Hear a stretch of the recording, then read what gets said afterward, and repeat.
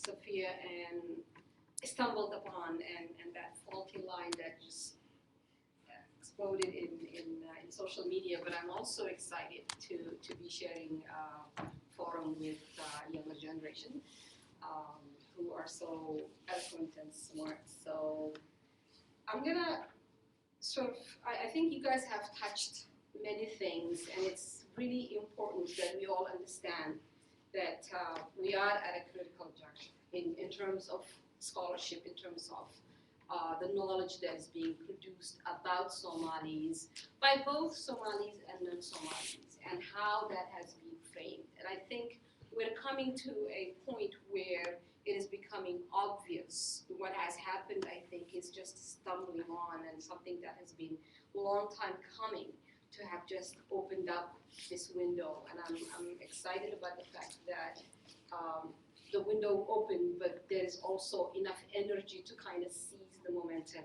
and reshape and refocus knowledge production. So within that, I just want to, Ilyas said he's a student and he has questions. I think we all have questions. And this being a round table, I think we will all contribute to generating more profound questions. Because once you get those critical questions, the answers that are just working towards whatever the answer can be. So just to right off the bat say that nobody has a recipe for this, and it's going to be a growing and shaping and reshaping and contextualizing. So what I want to highlight basically in the 5 minutes I have is to just say how important context is.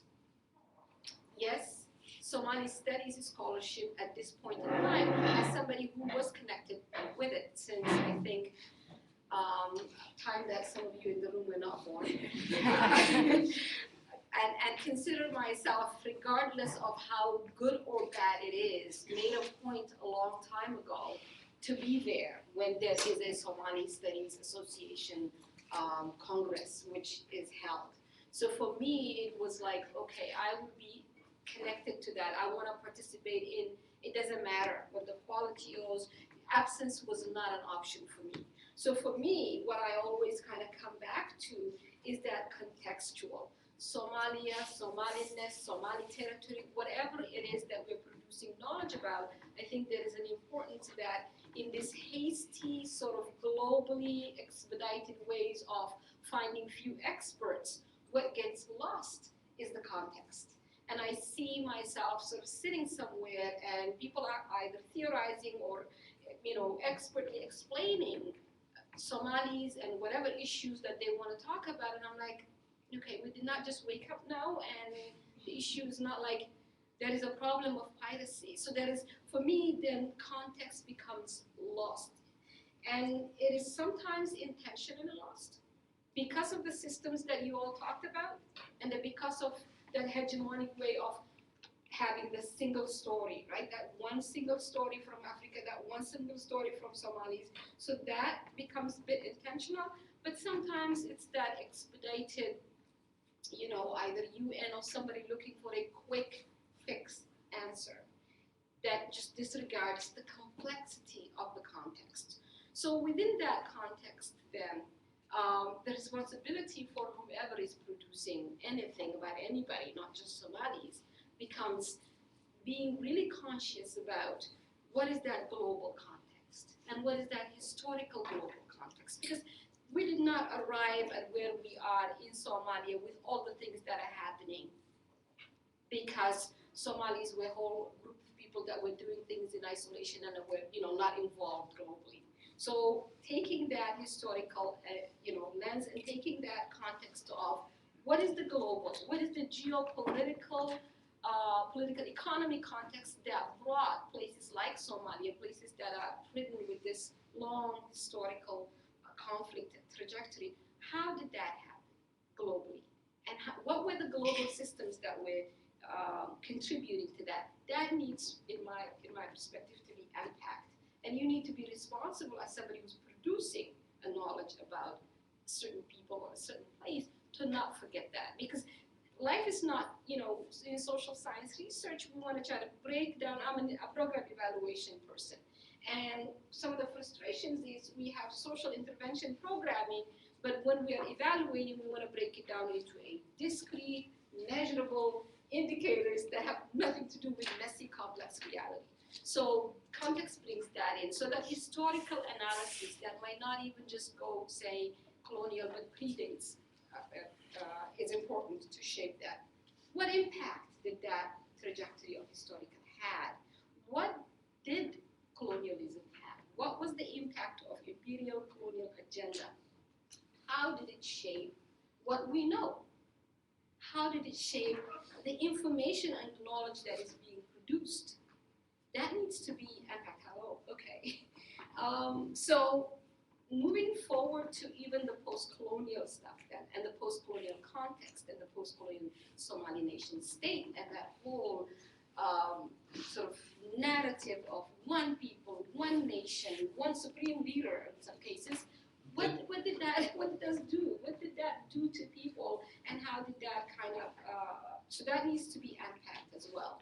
In terms of also, when you come from the global, there is a regional dynamics. And Somalia is in a region that has been impacted through colonial, through Cold War, has been shaped, reshaped. Somalia is in a continent that kind of inherited colonial borders, and the Somali peninsula, the Somali territories were divided. And the 1960 independence led us through a path where Somalis ended up being the one voice that's saying, can we reopen these colonial borders? And they were politically isolated because the rest of the, the African Union, the AU, decided, no, we're not going to touch that. It's Pandora's box. What did that do to us? What kinds of mindsets or agendas then did that produce? How do we unpack the very fact that, yes, we got independence, but this independence was negotiated to cater for the colonial masters. So you've got Africa and Asia getting independence, but you couldn't go and build your factories, right? It was a bigger global political economy. You still needed those resources, the raw resources, to be taken somewhere else and then to be marketed back.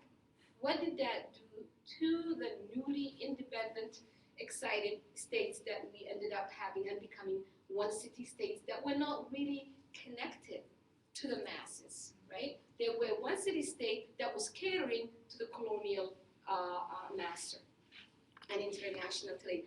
How do we need to unpack that? Fast forwarding to even the diaspora, fast forwarding to the whole area of gender, and I kind of like want to talk about, Somalis didn't just go crazy and say we don't want government, we want chaos. There was agency and resistance, that people resisted despotic regime. Things then got derailed because there is this internationally prepackaged things that let's just fix. Somalis talk to each other. You have a gun, come, let's have some sort of reconciliation, sign something. So there is an expedited process of not really unpacking why did what failed. And the frustration I have in my research interest is I'm interested in how do we as Somalis heal from whatever that we have done to one another or whatever went down. That collective thinking and healing and moving forward is not going to happen if we've got a UN-imposed quick fix reconciliation of 4 men who have guns. That leaves women altogether out. We've got 4.5 that have nothing to do with nothing. So the gender thing needs to be a little bit broader. The consensus needs to be a little bit broader. And so I just want to leave with you, yes, there is gender systems and gender that is broader than just women. But even think about women. In a peaceful country, even like Canada, women's issues are critical and marginalized. But when you are coming out a post-conflict society, to use Cynthia Cochrane's words, women in those contexts are navigating the inhospitable terrain of state, conflict, and political power that is steeped in masculinity. So you've got to unpack all of that. Last word, I know I'm running out of time, diaspora. So Somali scholarship, and it's called a knowledge producer about Somalia, is going to have now to address intergenerational pieces. which means those of us who became Somalis in Somalia, our Somaliness is framed one way. So being Somali in the diaspora like I am, and becoming Somali in the diaspora like the younger generation, because I raised kids in the diaspora.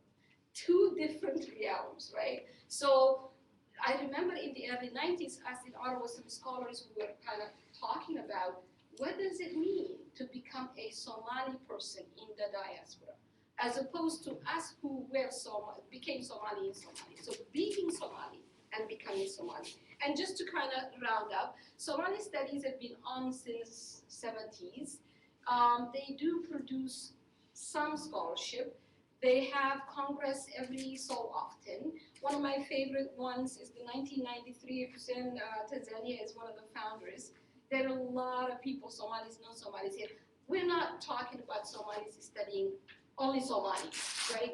We're talking about scholarship that needs to be broad-based, sensitive to all the oppressions that were highlighted, but also that kind of is rooted in a context. So mending ribs in the sky is actually coming, and Hawa was talking about how knowledge is not just the framed in the Western sense, the oral history and the proverbs.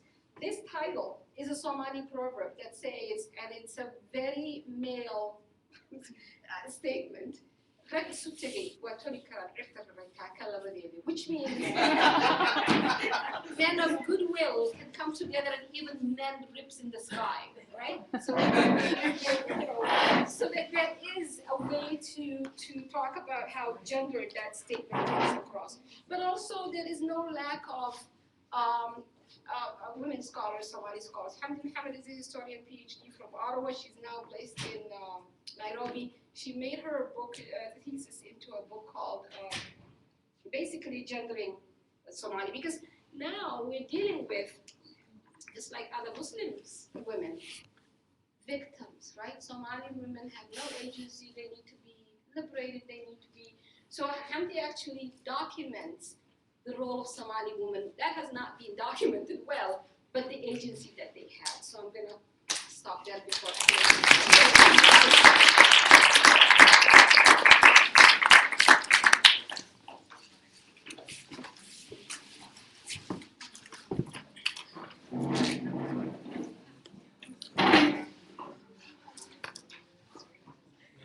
Thanks everyone for your provocative and thought-provoking presentation.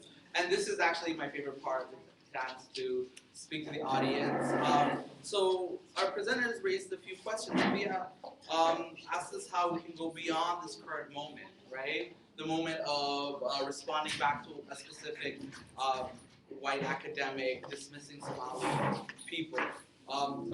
Ilyas asked us, how do we decolonize Somali studies? Hawa wants us to think through the connections between community and the academy.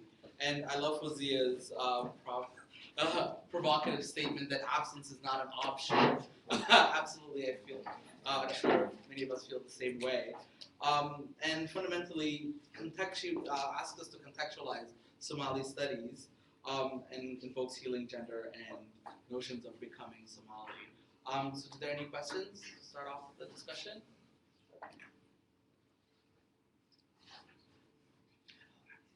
Yes, go ahead. Yeah. Do you guys have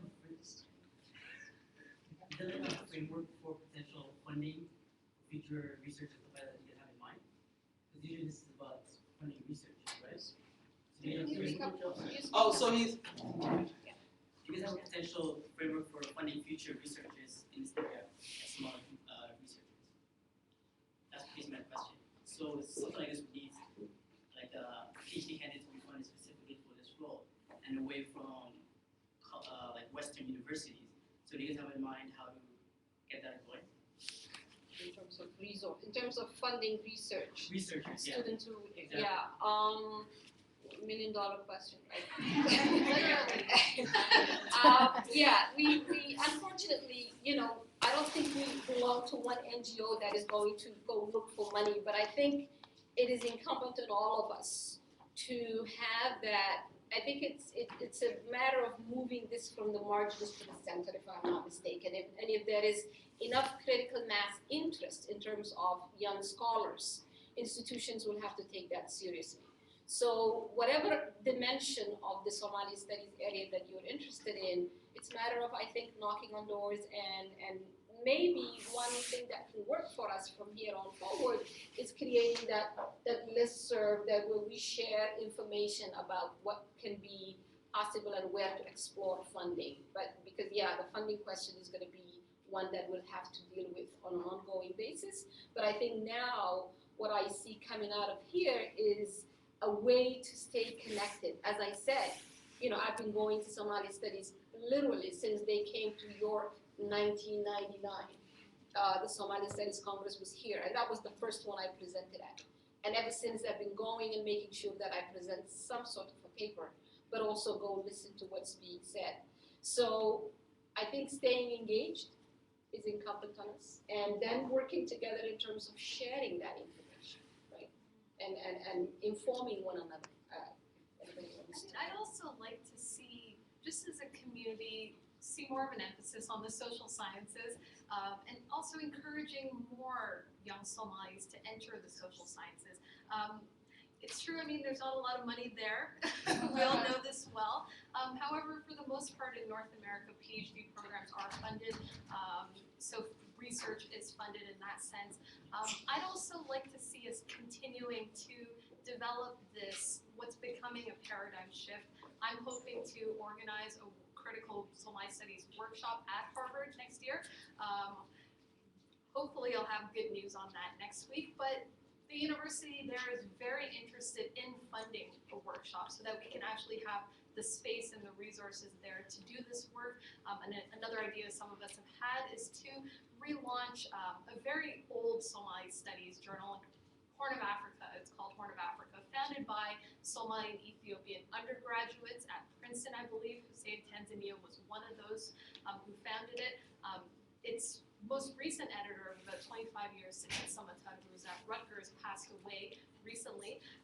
But that's something some of us have been talking about, the possibility of relaunching that as a critical Somali studies journal, and to have an actual academic space also to produce our research and then have that also exist. So, we have ideas, but I think also just as a community, we can also talk about encouraging more young Somalis to enter the social sciences.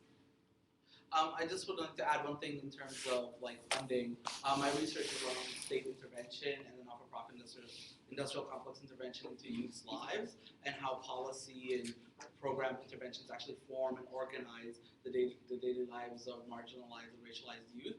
And one of the fundamental things that emerges is funding is a way to control knowledge production, right? So just the idea that Somali communities and marginalized communities are constantly searching for resources, searching for money, because we are under-resourced and quite frankly trying to make things work, but the state also organizes the conditions under which that funding appears, not just the state, but the academy as well. So just to break out of that notion of we need white money to do anti-racist work. It's problematic for me. I have a question, but you can correct me if I'm wrong. I think in this, Somali population, they have a new people of some sort. Are you guys working towards having some type of an association or a museum where our knowledge can be reproduced and where we can be creating safe spaces for scholars, not only in academia, but outside of academia? So here's the thing, right? Here's the thing within community spaces too. We have to find a way to deal with the fragmentation that's happening within communities, right? And to set up there's a long-standing joke that if there's a really great restaurant, a really great Somali restaurant in Toronto, somebody will rent the space right next door, make the exact same restaurant with the same menu. Everyone will go to the new site, and the first site closes down, right? And that's and the number of times it's happened in this city is also there's a new Somali spot every couple of months, right? So, but that's what happens, and there's a danger of that, because if you're creating a nonprofit for Somalis, another one's going to pop up that's going to do the exact same thing. We're fighting for the same resources amongst one another. So if we open up a space, if we haven't dealt with the underlying issue that somebody else is going to open up the space next door and do the exact same thing, and then we're going to be seen as competing with one another for the same funding, then we haven't dealt with whatever is actually going on. So I think we need to start first with community dialogues, where we talk about the things we don't want to talk about because we're uncomfortable about them, and we have to acknowledge, as Fowsia was saying, the hurt and the trauma that's arisen from those places, right?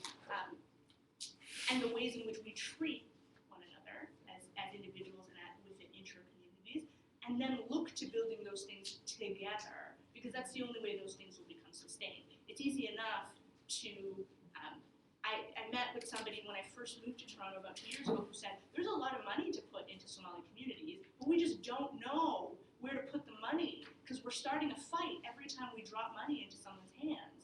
And we don't need other people controlling and quarreling what we do with that money, but there's no sense in creating a strategy to then get that money if we're also going to dismantle what we're going to do with it. So those are all things, and then even as I say that, that's all pessimism. There's a group of young Somali folks who are really emerging and are able to move outside of what I like to frame as kind of our parents' challenges, right? Even as I study Somalis, my dad is like, why are you doing that? What are you doing? You're going to create a fight, you know? And so I hear that and I still go and study Somali. So there's a way in which I think this generation is able to bridge in a very particular way between an older generation and a new, younger, upcoming generation. And I think those are things to plan on and to look forward with.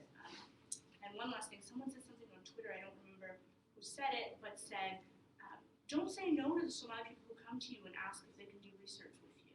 Don't say no to the Somali people who come to you and say, I really want I love that it's a Somali song too. Don't say no to folks. Don't intentionally undercut Somali folks who are trying to do good work. And then deliberately invite non-Somalis to do the same work the Somalis were already asking to do. Like, don't do that. And I think for all of us, that could be one thing. And like, what's that Somali saying? Ga'angapta? You know, like, grab the hand of the person coming up after you. Yes, it's ga'angapta. But like, yeah, help the person coming up after you, right? You're a second-year undergrad student. There's a first-year undergrad student who could probably use some support, right? In the same way you're looking for mentorship. One more and then. I don't really have much to add to that, but I do like this conversation around bridges, especially in Atlanta, with like generations too, you know? Like, I think like part of doing the decolonial work we want to do is that the way in which, like, even though it's hard, especially with the parent issues, with our issues, we also have issues too, right? Like, maintaining a bridge, right? Because part, like, there's a way in which, like, we need, like, despite the difference, we need to have dialogue with our elders, with our young people, and share the knowledge that we have, right? As you know, there's a way in which, like, some people, some actors, some forces are really invested in tearing that bridge apart. I just want to add to, it is not difficult to do the idea, and I'm sure there are a lot of people working together, young generation, old generation. But I think we also need to realize that the contested field we're in when it comes to Somali studies and Somali anything, right? There is divisions, and these divisions cannot be swept under the rug. So we have to be honest when we're engaging in scholarship about Somalia and Somalis, that things have broken down. Social contracts and society fabrics have broken down, and million Somalis are in the diaspora for it. Therefore, there is going to be contestation. There is going to be divisions. So we need to kind of get away from, let's unite and let's be one Somali, you know. There needs to be, even unity needs to be reframed in the sense that we can have a unity in purpose without all of us waving one flag. So, sort of like, you know, because sometimes it's unlearning some of those things that you are against Somalis if you say anything critical, right? So And you don't have to toe the line. There's just so many lines to toe that you kind of are silenced. So partly it is also growing and overcoming and finding consensus on some things. It might not be all easy, but we need to at least put things in places where everybody kind of, even if they don't agree, can see that it is not just emotional that I am against this narrative or that narrative. Nothing has been resolved yet from the 20-some year kind of civil war and conflict. Conflict is still on. So there is going to be tensions and divisions, and we need to be ready for that. It's not going to be kumbaya singing right off the bat. Can I just add something on that? I think this moment has also been remarkable in the sense of unity and purpose that we're seeing. So many Somalis rallied around it in the diaspora. I got emails from Hawa, from Somaliland, from Jigjiga, from Somalis everywhere saying that, yes, we are speaking up as Somalis. Again, a very fractured category, but we were certainly attacked and criticized on the basis of some understanding of, us as the other. So the importance of knowledge and the importance of kind of relocating the Somali and criticizing what many people recognize immediately as Adhan studies, and I think Fowsia brought that well, that this was always there. It simply became kind of a moment that it was most apparent and most visible to us, and then the point of critique and our entry point into this intervention. Thank you. We're getting a few questions, so there's also a question from Twitter, so I'm just going to ask one of the first people here and then get to the Twitter question. Can I just say there's about 75 people watching on the live stream, which is like Nice. not normally such a high. So that's pretty cool. Yeah. Black bar. Okay, so I wanted to unpack a little bit what Fowsia said about Somali diaspora. So my research is on first-generation Somali women and their activism in Canada within a Canadian context. And when we talk about Somali diaspora, especially within Canada, it's a very contested identity because the first-generation Somali diaspora, it's somewhat distinct from the second-generation Somali diaspora for obvious reasons, for cultural and religious context. So my mother's generation, Islam was a healing place. It was a life-saving place for them to define who they were as Muslim women, as Black women, as Somalis in this country. But there's always a distinction where a lot of the Somali younger generation in the academia, or those who are not necessarily part of the Muslim identity, or who are not as conservative or as Salafi as other Somalis within the diaspora, there's not much of a dialogue in between. How do we have that conversation with two intergenerational and conversation about what a Somali diaspora look like in order for us to redefine and reshape our Somaliness as within Western context as well as Somaliness within indigenous Somalia. So that is something I don't know if you guys want to tackle that. So are we combining questions or just answering this one? The question online is quite different, so maybe did you want to ask your question as well? It's a bit different, so should I just ask? Sure. Yeah? Okay. So mine goes back to somebody mentioned about the politics of where to turn to in the conversation. Just picking up on that, I thought of this indigenous studies scholar that once said that the safety blanket of radical Western thought, and a lot who are working within the post-colonial framework kind of turn back to that, even though they're arguing they want to move past white studies. So just like unpacking that, like what's the implication of us moving and studying in white spaces and institutions, but at the same time arguing that we want to move past those frameworks? The question online from Nazreem actually is fairly close in the same ballpark, and she's wondering if you guys can address and unpack the popular misconception that insiders cannot be natural researchers. So maybe the other side of that question. Maybe I'll pick up with Nadia's question because I think it's interesting, and I think it goes back to Fowsia's point that these are inherently contested spaces. So I refuse to cede Somali studies to Adhan studies, and that's kind of my move into this. I'm of course located in a Western institution.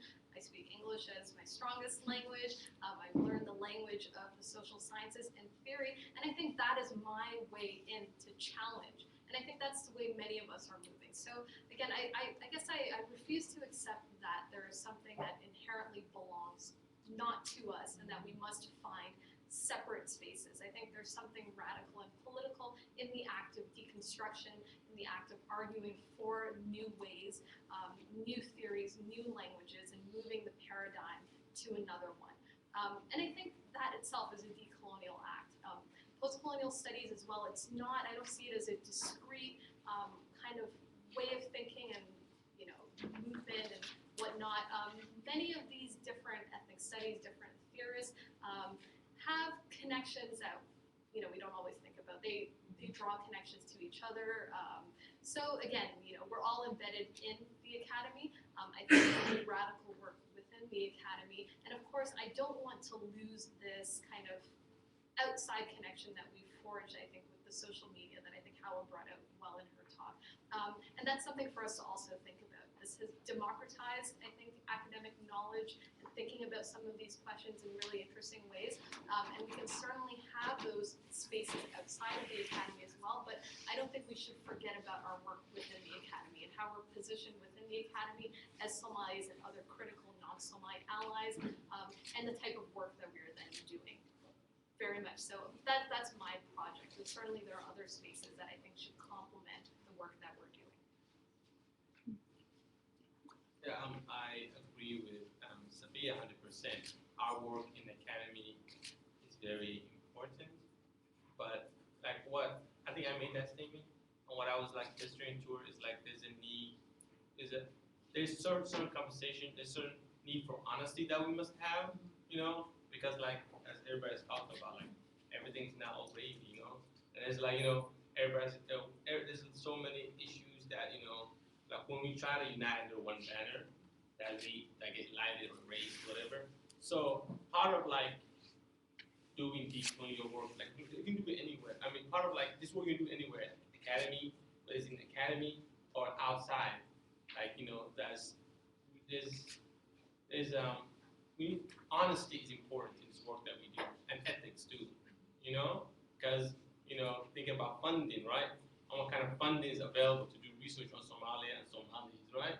And like sometimes we have conversation about like what funding we don't need to accept, right? But also like what if we need the funding, right? How do we negotiate that, right? And I think you're calling for the importance of context, right? Entering these spaces in which like we're reduced to these reductive categories, right? And then we can use our position in these spaces to infuse context, you know, into these academics. Right.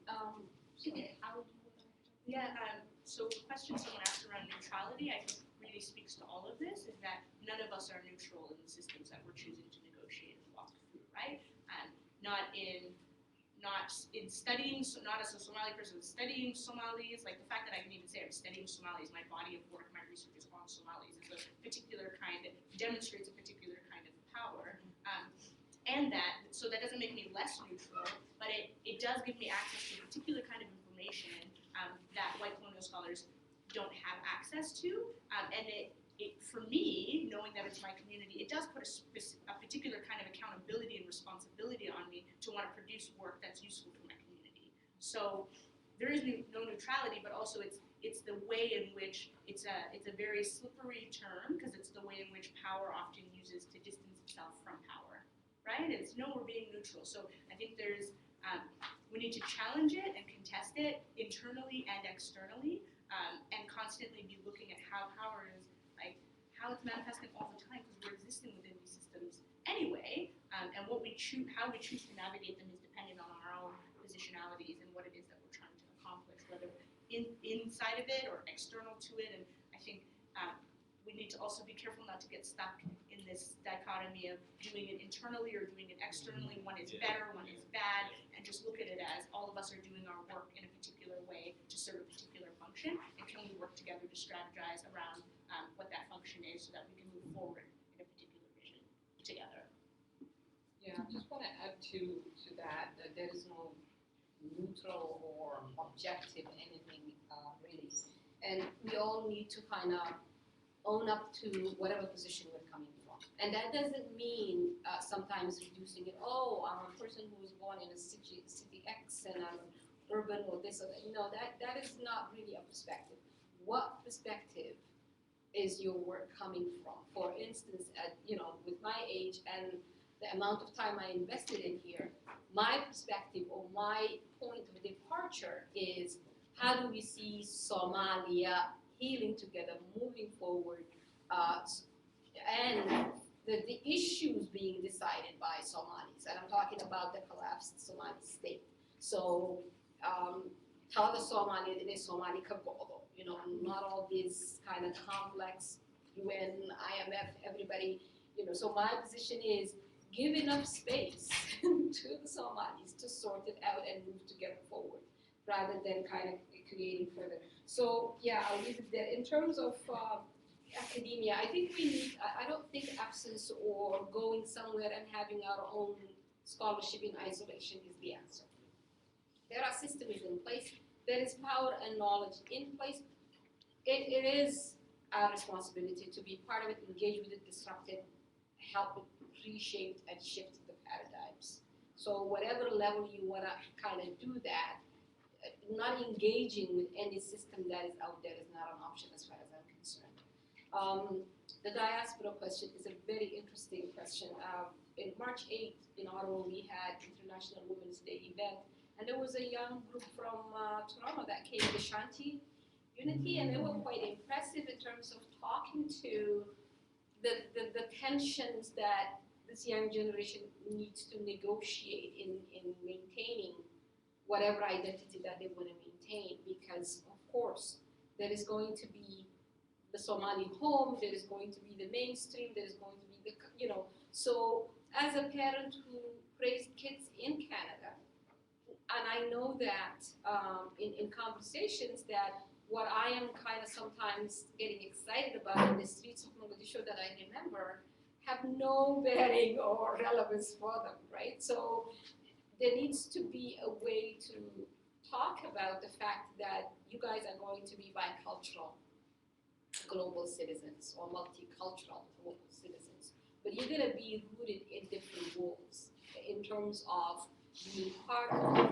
And that is not a bad thing. It actually enriches who you are, and it informs that identity. But it needs to be navigated and not shied away. So we've got this, you assimilate and you sort of say, I don't want those Somalis, they're all backward, or, to be very simplistic, or wholeheartedly say everything Canadian is bad and I'm going to shut down. Like, those are not options. They are both in extreme ways of sort of not functioning well. So how do you have your, whatever is important, whatever aspects of your identity that is important to you, but be comfortable with the idea that you're not going to become somebody else, right? You will be Somali no matter whether you speak Somali. And people would say, they don't speak Somali, therefore maybe they lost their identity. No, Somaliness is not something that you can wash off simply because you don't speak Somali, in my opinion, right? So it's an ethnicity, it's an identity that is in you, whether you speak German,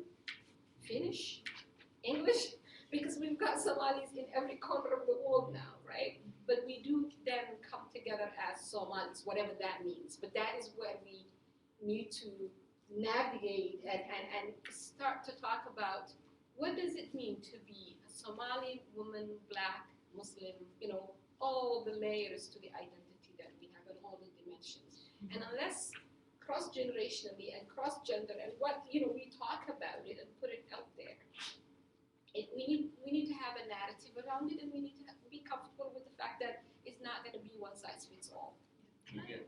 Just one last quick thing. Yeah, I just wanted to add also, I think what we've also done is opened up the analytical space for thinking about these categories. Even in some of the pushback that we saw against our tweets, the idea was invoked of the authentic Somali. So this anthropologist, for example, said, I've never faced resistance from Somalis back there, of course, some more authentic natives.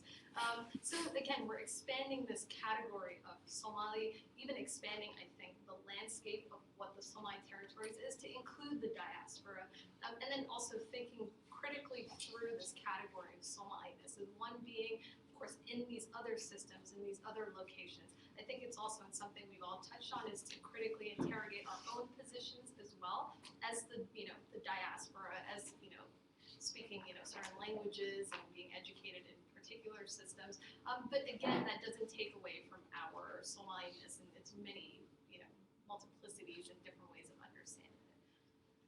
Not a messiness. Messy. Our messiness. Another question? In the spirit of messiness, but first and foremost, I want to say thank you. This is a really beautiful gathering, and I'm really excited by the way in which we have come together, both online and today in person. So I want to locate myself first. Spent my first 6 years in Germany. Came here, don't speak Somali, and at 10 knew very clearly that I was queer. And so the difficulty of navigating, negotiating that within a Somali community has been, both exciting and terrifying. And so I'm thinking about your suggestion about moving from the margins and trying to center ourselves. And so in thinking about knowledge production, I also am concerned sometimes about the ways in which we imagine. So if our imagination is limited, what kind of knowledge production can we produce? And so what I'm wondering is, can we imagine the sort of secular Somali trans woman who's disabled? Is that possible? And if that's not possible, in what ways can we move forward, right? Like what kind of future can we imagine in a new Somali study if we can't imagine the sister over there who's trans?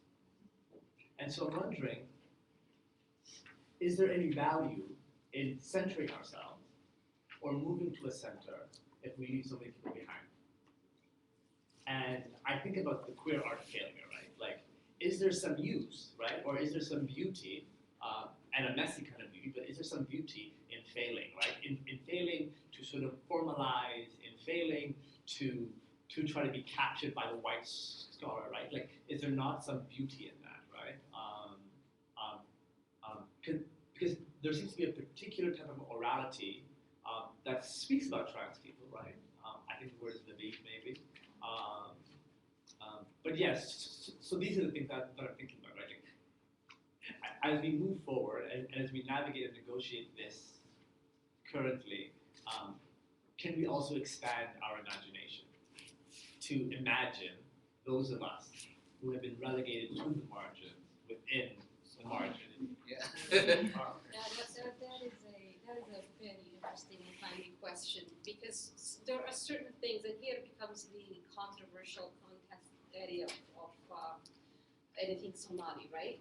There are structural, not just being here and facing the systems that are marginalizing us, but there is also structural, violent sort of things that are in place within our society. And just to kind of broaden it up, there are Somalis who are considered clan-wise inferior to other people. So we have that. And it's like, you can talk. So I think having a conversation and putting it on the table, and we've got 4.5.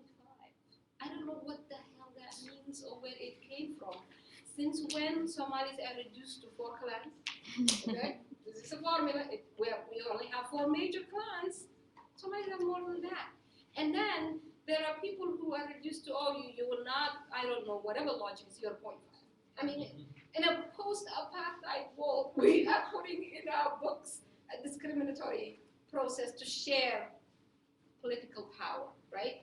So there are a lot we need to unpack and talk about. So having the conversation and raising it and problematizing it is where to start, and I'll let everybody else speak to it. But we are, in a very simple, not even difficult conversation. I always read novels. In the 90s, I'm in a meeting, community meeting, I'm dragging a Nuruddin Farah novel, and this guy says, Nuruddin, when you do you work Korea? He's never read any of Nuruddin's books. He's asking me if Nuruddin is still writing about women. Is he only still writing about women? I'm like, okay.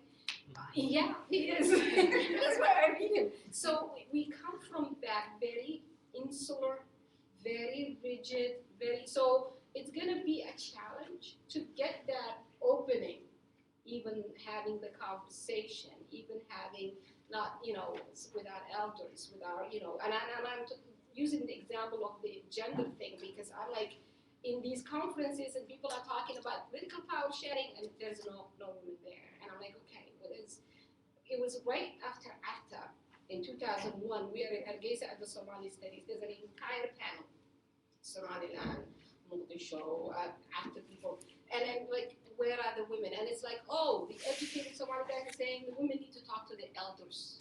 And then what is your responsibility as an educated Somali man, who's my cohort, who's walking into a political power simply because you are a male?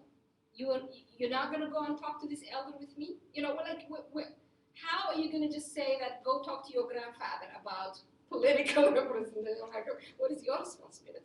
So we need to kind of open it up and say it's everybody's responsibility to broaden the conversation and the base and the imaginary, right? So we are going to, and a lot of things are coming to the surface because we're in the diaspora and we, you know, it's no longer this one people, one genre, one, you know, everything. So I would say the more questions, the more conversations, the more we challenge these very rigid worldviews, the better for all of us.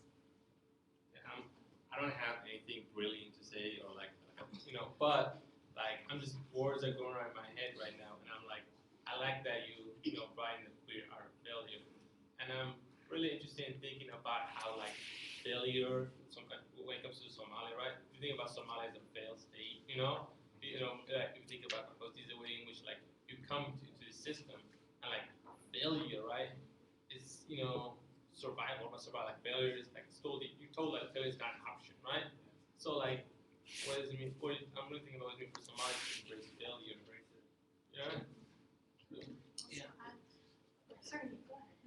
Okay, I like that you called it failure. I mean, in some of my writing on this, I called it the crisis of Somali studies, but it really is a failure of Somali studies to account for our difference, to account for the various categories, to account for all of these things.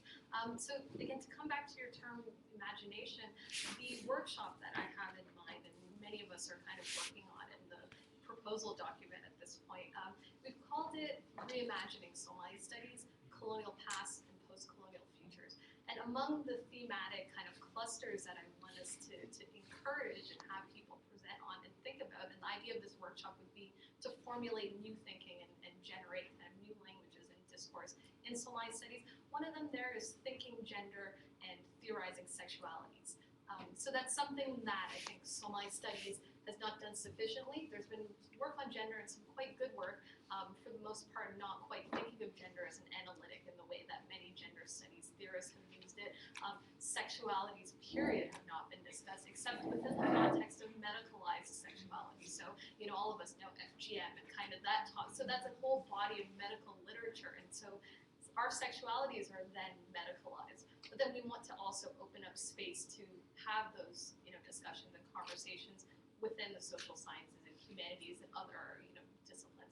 So, I mean, I'm hoping that what we can do with that is kind of begin to chart a new paradigm, a new course, and then open up, again, the analytical space that I think this conversation has started, but to, again, follow that up with academic work as well in these various fields. And we have to, so I like, is there value in centering ourselves in deeply others? Not particularly, right? Not particularly, because all we're doing really is reproducing particularly the same things that we're fighting to deconstruct. So if we're not going to move forward with the intention of centering those we leave behind, then we need to really evaluate what we're moving forward to and why. And also, it's interesting too that transphobia, patriarchy, and misogyny are the same sides of power, right? And it's easy to quickly go to how women are treated versus how men are treated, and to ignore the category of trans folks in general. And the danger in that is that the same ways in which women are silenced reproduce themselves on trans bodies. So there is a way in which we need to have these conversations, and I think we can't wait, as amazing as the workshop is, we can't wait for the workshop to have those dialogues, and this is where I see the blurring between academia and activism, is that we need to start producing those stories quickly, frequently, and sharing them, and then it becomes the work of the folks who aren't trans, who are not queer, to remind themselves to recenter those experiences, particularly within these spaces, even at risk, because that risk, what it really highlights is it's it's not my risk necessarily, but it's still a risk to me as a woman existing within this particular structure. So, and this is what I mean about broadening our analysis of power. We can't afford to live in, like, it's just Somalis and white folks and we do things and they do things. Like, it's too easy to get caught in that, and we have to really kind of make complex these ideas of power. May I respond really quickly? Like very briefly. Very brief. Yeah. The social media with this particular, tag, in context for me, began 3 weeks before another tag, right? About a Somali trans sister that died. And in the context of that, just like Marcus, it was impossible for Marcus to see, like young Somali scholars, right? It was impossible for many Somali people on Twitter, right, to even think about, right, somebody transitioning. That was impossible, right? And the ways in which impossibilities sometimes are intentional, right, but also how they lead to these epistemologies of ignorance, right? Like, we don't know that these people exist, right? And what that does to us, right? And so just thinking about, and again, like, it's about where I'm located and where I situate myself, and I'm a sociologist, so I think about these things, right? There's just so much danger and reproducing trauma if, like, we're not all invited to this table, right? Yeah. And I think this conversation is a wonderful example for the ways in which Somalia should go forward, fail spectacularly, and fail to reproduce the same type of shit that has been, happening, But in fact, failure might be the only real thing we should, Can I also add, the initial intervention was kind of the big West and Africa question. It's just one axis of power. But we can think through how power then operates and reproduces itself in Somali studies in other interesting ways. And I think we've all kind of touched on this. Gender, kind of who's Somali and who isn't, even within understandings of Somaliness, the idea of caste, the idea of clan, race, and other ethnic difference, which is something we don't think about in the Somali territory, diaspora and the Horn. So there are all of these other things, and I think, again, we have to keep sight of that, and I think realizing again that we've opened up the space to have that conversation and to really unfix many of the fixed categories and think through these categories and explode them, in interesting ways. I just wanted to add one quick thing before we move on to the next question. In Oregon, I'm one of the organizers of this roundtable, and after it was said and after Cesa agreed to have this roundtable, I went back and I was looking over some of the content that was produced, and I looked at the open letter that Safia wrote, and I knew a bunch of the queer Somali people who had signed it, and it just hit me all at once that, like, none of them do Somali studies work. Including myself. And I was just like, how interesting is it that I'm organizing a roundtable which I do not have the subject matter expertise to sit on?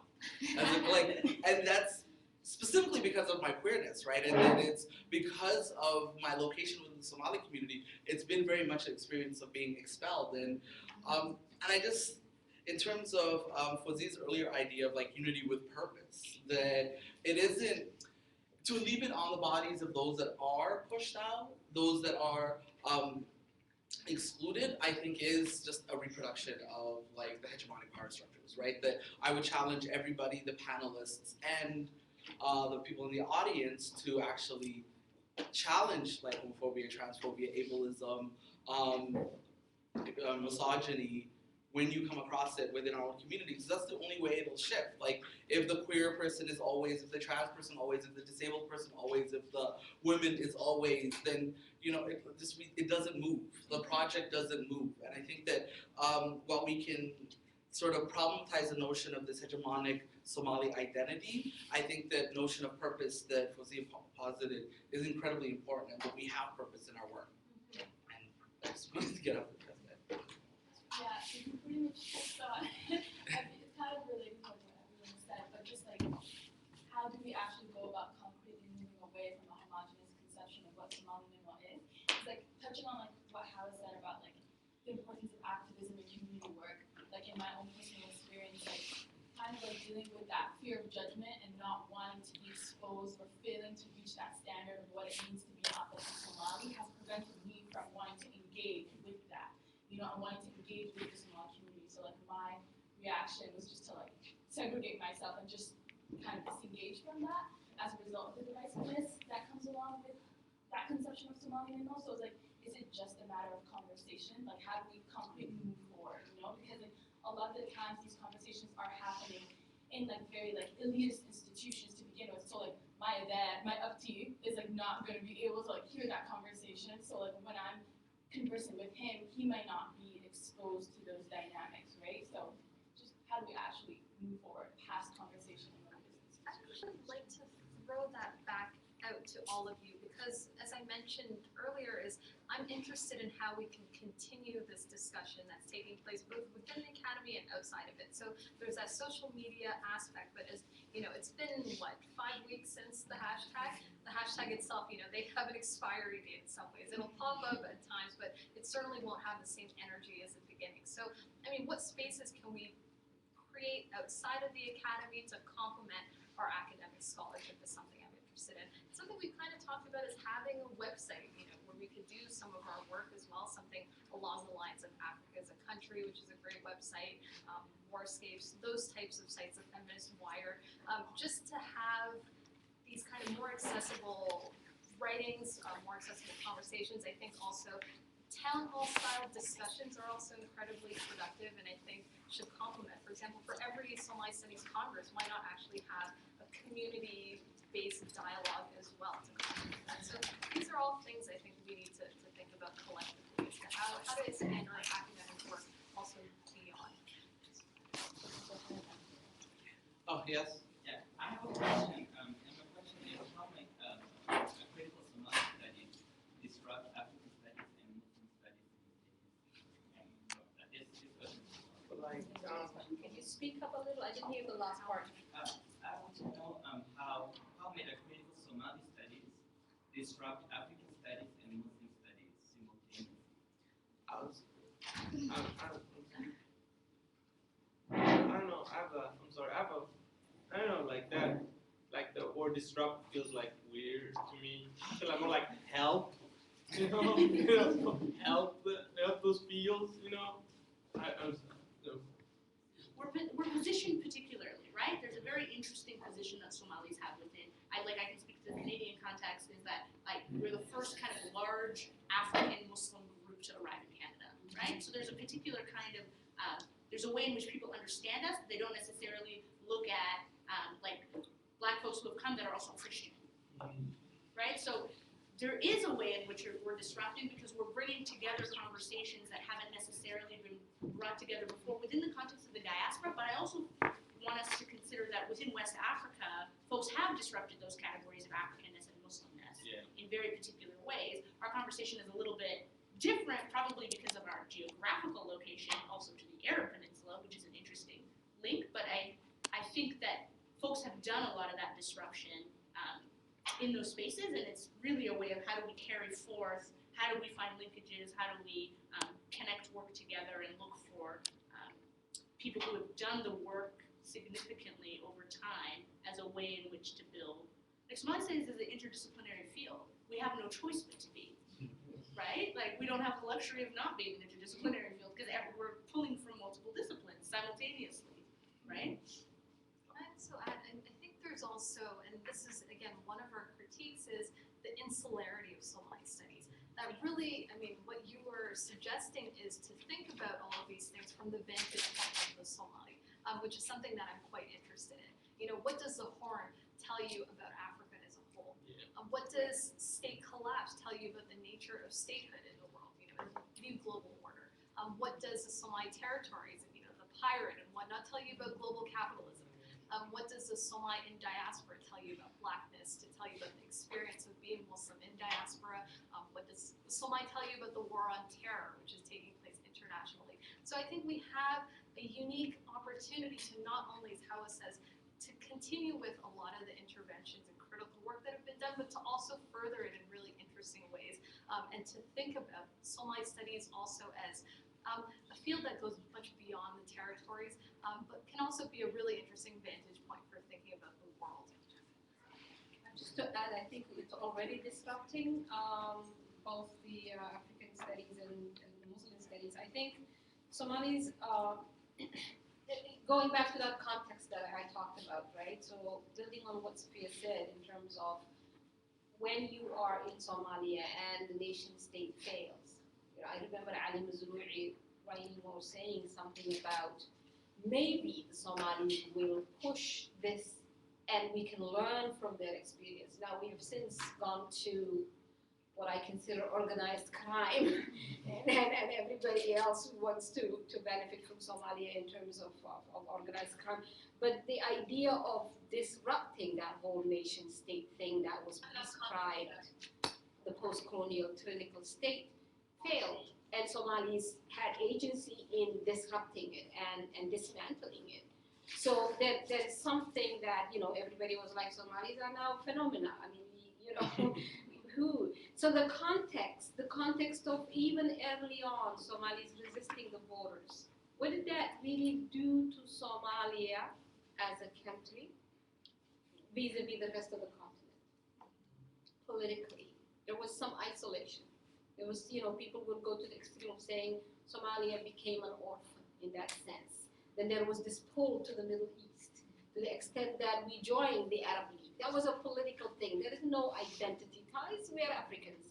So there is a political agenda and a Cold War agenda that kind of shifted us, and all of a sudden we were further isolated from the continent politically.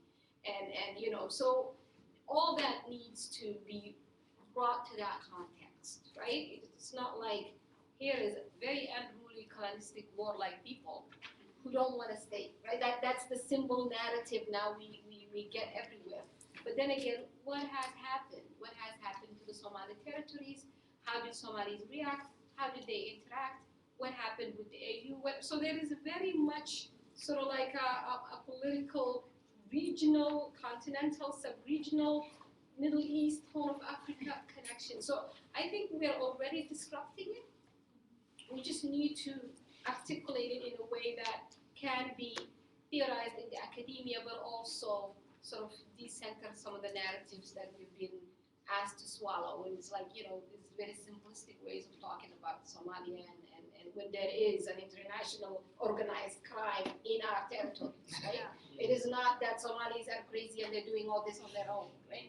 There is very much, the money that comes from piracy does not get distributed in Somalia, it goes to Dubai. And it's exchanged between whomever is exchanging it in Dubai, right? And I'm not gonna buy the fact that a 16-year-old Somali kid who did not have schooling, who has all of a sudden a motorized boat and a gun, did this on his own.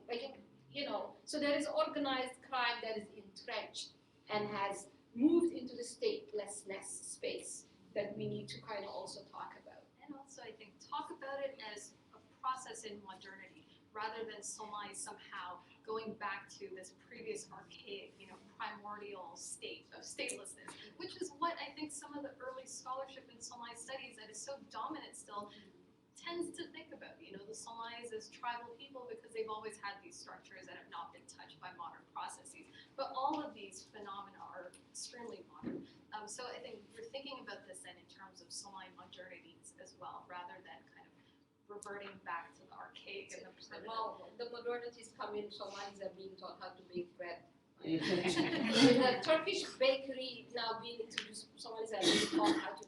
I'm like, what the hell? I mean, what does that even mean? I mean, when did Turkey get into the bandwagon of now being into, like everybody is there and we're all of a sudden, we can't do anything for ourselves. We don't know how to make anjera anymore. We don't know how to bake bread. I mean, for God's sake. So there is a way that the whole neoliberal global agenda moved in. And I'm like, what happened? Where do you even find, how do you unpack and dig, into what happened, So there's a lot of kind of like misappropriation that needs to be reappropriated, but also it's not like going back to where we came from with sort of saying, wait a minute, wait a minute, it's not like you're going to teach Somalis how to do basics. That's not the point. So yeah, there's a lot that needs to be disrupted. So we're coming close to the end. I think there may be another presentation in this room in a little bit, so we're going to take two final questions, and if the panelists can sort of be brief in responding to it, go ahead. This is more actually a comment than a question. I really liked your question, your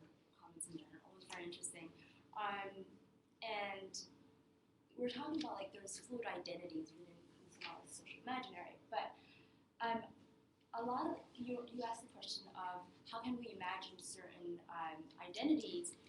How can we talk about certain? How can we be inclusive if we can't even imagine certain identities? And I think that an interesting question to ask is how can we unsettle invented traditions that kind of legitimate narratives where certain identities, certain groups of people don't exist, and we know that they do. So in my work, I'm doing work around Gabarteshwatli, which means a modest girl, and talking about how dominant discourses kind of reinforce what Somali femininity is, and how do we talk about this absence of like female sexual desire and whatnot. And as you can imagine, this goes really well with how my mother loves talking about. But this is something that I often think about, like these invented traditions of how we say, oh, the idealized Somali womanhood is this particular way, and anything that is outside these parameters does not exist. So, yeah, just food for thought. Thank you. And Mine was just a comment on just listening to everything, and everything is good. It's just that we should not lose sight of, we should not just look externally as what's happening to us, but how are we contributing to what's happening to us? How we have been hijacked as far as studies are concerned, as far as the conflict studies in Somalia is concerned, as far as gender issues concerned. I mean, we have to look at how we as Somali people are actually contributing to the status quo. I think this should be something that should also be unpacked, how our older generations and mothers are contributing to what's happening, teaching kids or children what, how to think, or how they shape them in terms of how they think about Somalia or Somalis or Somali. All those things should be something that we should not always look at like colonialism and they did this to us, but we should also see what are we doing. Yeah, that's a very wonderful comment. Thank you. And I was gonna say that on top of the journal and the workshop and the website, we also have to start with the everyday, right? How we live our lives every day and how we relate to each other on an everyday level, right? Because we still have, I know it's a weird, I don't like the language you choose, but we still have certain choices to do certain things and not to do them, right? And a lot of this changing of how we relate to each other on the everyday might require a lot of sacrifice. In terms of especially what spaces you belong to, what spaces you don't belong to. But for me, I can only speak for myself, I'm sorry. But I have to make an active decision in my everyday things that I do, right? To check, think about, and learn how I relate to people, and try to imagine other ways of relating to people than that being taught or whatever or passed down, right? Or just being critical in my everyday interactions with different people, whether it be Somali or not Somali, right? So, anyone have a quick final thought? Made? Maybe we need more of these, right? Like part of the next step in challenging the everyday is to have more dialogues about the things that we don't even think that we're continuing. And not just the older generation, the younger generation is doing pretty good at absorbing and regurgitating the same dynamics. I thought of the old generation because I was watching a documentary on Rwanda, and there was this lady. She was interviewed, and she talked about how her husband was killed, her children were killed, her husband was killed, and then she was saying that she was telling the person who was interviewing her that she does not tell her children who killed the father. She said, if I do, they will have this grudge, and down the road, the same thing will happen again, another fighting. So she tried not to instill hate into the kids for the other people. And I think this is what's missing in the Somali people. We teach our kids, this clan killed you, that clan killed you, or, sorry. So I think this is, We're so also that's, conscious yeah. there's Waiting outside. That's So I just want to thank the speakers for provoking some really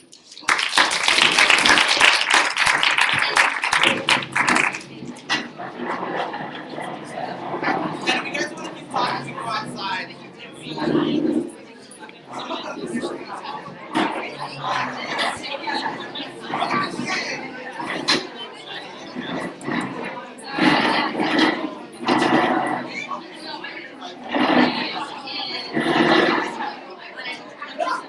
look like each other, that's why I'm you look like a princess.